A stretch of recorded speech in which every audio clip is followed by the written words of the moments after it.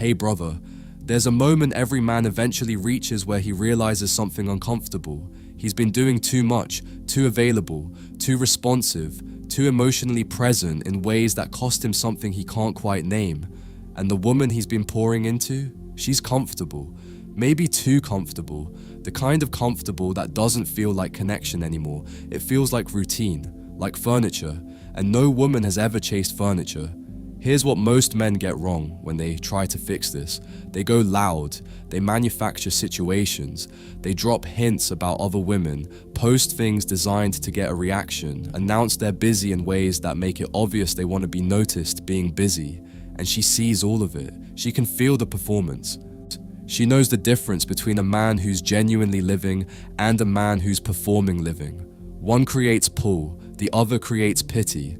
The shift that actually works is quieter than anything you've been told to try. It's not a move, it's a reorientation. And it starts not with her, but entirely with you. When a man's energy is organized around a woman, she can feel it.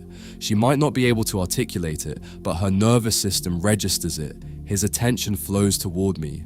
And when that's consistently true, something in her relaxes in the wrong direction. Not because she's calculating, because humans simply stop valuing what's always available. Water feels ordinary until you're thirsty. Your attention feels ordinary until she's no longer sure she has it. The moment she starts sensing that your energy is no longer automatically hers, that you're not checking her story the moment she posts, that you're not initiating every other day, that your schedule seems to have weight to it that doesn't include her, something begins to shift inside her.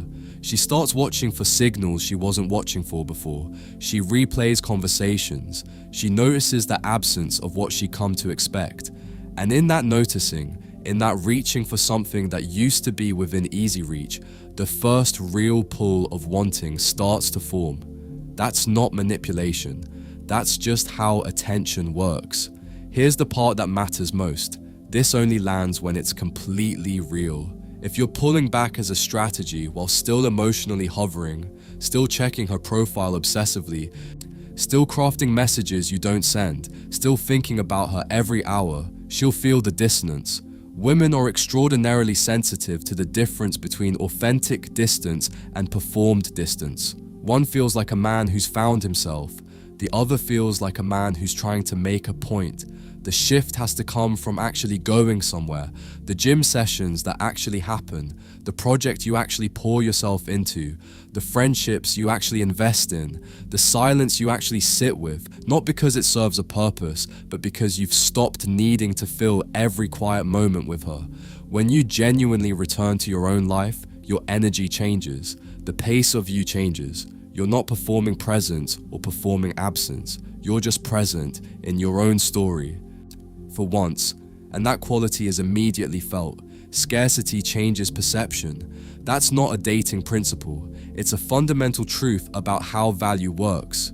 When something is everywhere, you stop seeing it. When it becomes rare, you start paying attention. The attention you were giving freely, the emotional availability, the quick responses, the orbit she occupied in your day. When that starts to compress, she becomes aware of it the way you become aware of a sound only after it stops. She doesn't know why she's suddenly thinking about you more. She just is. Why hasn't he checked in? What is he doing? Who is he around? Is there someone who now gets what I used to have? She's not thinking these things because you manipulated her. She's thinking them because your absence revealed an attachment she'd stopped noticing. And that revelation is the seed of something that no amount of romantic gestures or convincing conversations could have planted. Let's talk about what jealousy actually is, because most men have it wrong. Real jealousy isn't triggered by seeing a man with another woman at a bar. That's too obvious, too external, too easy to dismiss. What a woman can't dismiss is the internal experience of uncertainty about where she stands with a man she thought she understood. Certainty is comfortable. Uncertainty is activating. When she could predict your behavior, you were manageable. When she can no longer predict it, you become interesting in a way you weren't before. Not because you've become someone different, because she's become aware that maybe she didn't fully see who you were, that maybe there are dimensions of you she took for granted, That maybe the access she had to your time and energy wasn't a given, it was a gift, and gifts that get revoked become precious. The most powerful thing about this shift is what you don't do. You don't announce it, you don't explain it, you don't post anything designed to be read as a message. You simply stop doing what wasn't serving you and start doing what does. The silence does the work. Not punishing silence, not cold shoulder silence, just the natural quiet of a man who's occupied with his own life and not anxious about filling hers. That silence is a language. It says more than any conversation about worth or standards or what you deserve. It demonstrates those things instead of describing them. And the thing about demonstrations, they can't be argued with. Here's where it gets interesting, when she starts reaching back. Because she will, if the connection was real. A text that doesn't have a clear purpose, a memory she brings up out of nowhere, a post timed in a way that's clearly designed to catch your eye. These aren't coincidences. She's testing the temperature, checking if the door is still open, and this is where most men undo everything. They feel the pull toward her and immediately respond in full. The relief floods in, the distance collapses, and within a conversation, they've become the man she was used to again. Predictable, eager, fully available. The dynamic resets instantly. She knows unconsciously that the shift was temporary, that she can have you back whenever she chooses. And just like that, the wait is gone. The man who understands this doesn't rush. He responds warmly, but he doesn't pour. He's present, but at his own pace. That he lets her feel what it's like to reach for him and find that he's genuinely living, not waiting. That restraint, held without coldness, is what keeps the shift from becoming just a moment. It becomes the new baseline. Watch what changes in how she communicates when this settles in. The tone becomes more thoughtful. The assumptions about your time start to disappear. She asks instead of expecting. She shows up more intentionally, more warmly, because she's no longer operating from the security of thinking you're guaranteed. She starts to earn again, not because you demanded it, because she feels the need to, and that need arose entirely from your behavior rather than your words. That's the distinction that separates this from games or manipulation. You didn't pressure her into showing up better. You simply stopped subsidizing the version of the dynamic that didn't require it, and she recalibrated naturally. There's something worth noting about what this does to you, not just to her. When you stop organizing your emotional life around someone else's responses, the mental space that frees up is significant.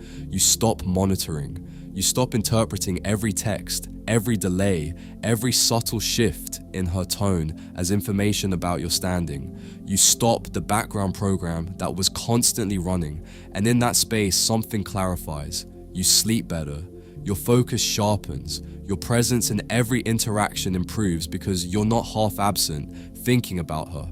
You become the version of yourself that other people, not just her, feel drawn toward.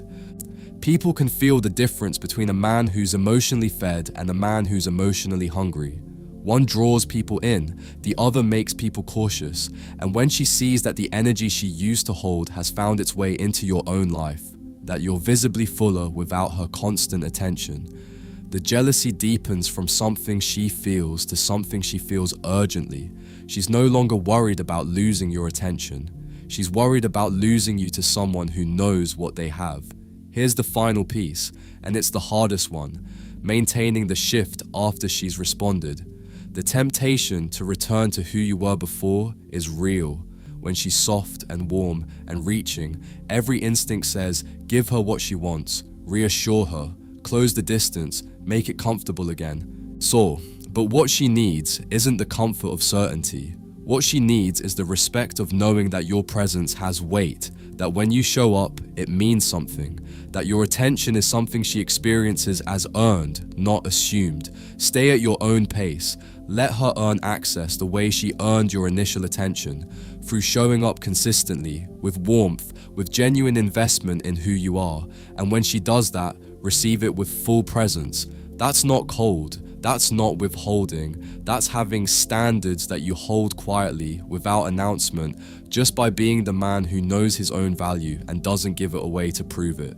The shift that creates real jealousy isn't about making her feel bad. It's about making yourself whole. You stopped giving away what you should have been keeping. Bree, you stopped organizing your days around her presence and started building something worth being drawn to. You stopped being the man whose love could be taken for granted because you stopped behaving like a man who takes himself for granted. And she noticed, maybe before you did. That's when everything changes.